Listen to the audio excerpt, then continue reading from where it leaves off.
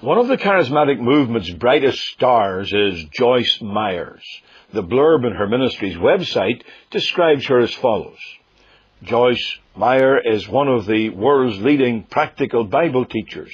A New York Times best-selling author, her books have helped millions of people find hope and restoration through Jesus Christ. Through Joyce Meyer Ministries, she teaches on hundreds of subjects, has authored over 70 books, and conducts close to 15 conferences per year. To date, more than 3 million of her books have been donated around the world, and in 2006, over 4.7 million copies were sold. Suffering sexual abuse as a child and the pain of an emotionally abusive first marriage, Joyce discovered the freedom to live victoriously by applying God's Word to her life, and in turn desires to help others to do the same. From her battle with breast cancer to the struggles of everyday life, she speaks openly and practically about her experiences so others can apply what she has learned to their lives.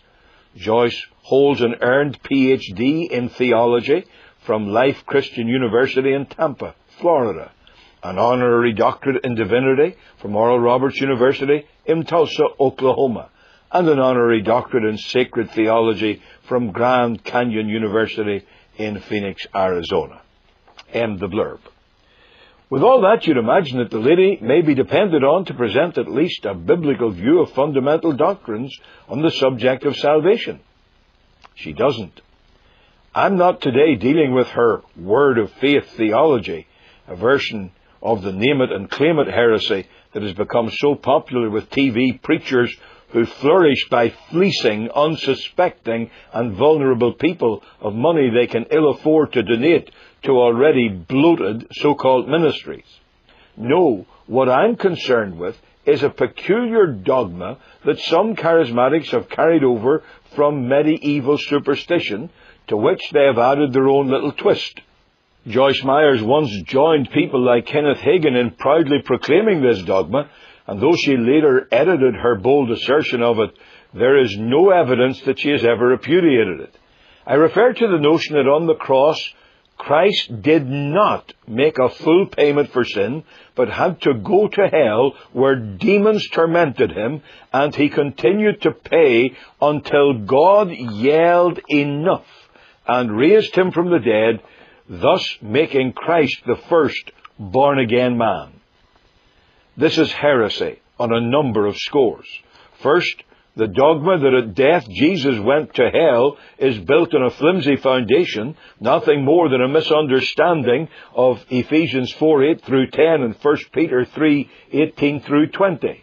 On the cross, the Lord told the dying thief that they would both enter paradise, not a hell of torments, that very day.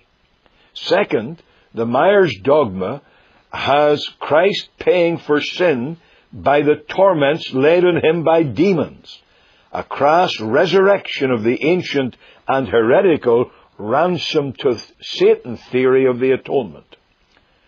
Joyce Meyers has a couple of DDs.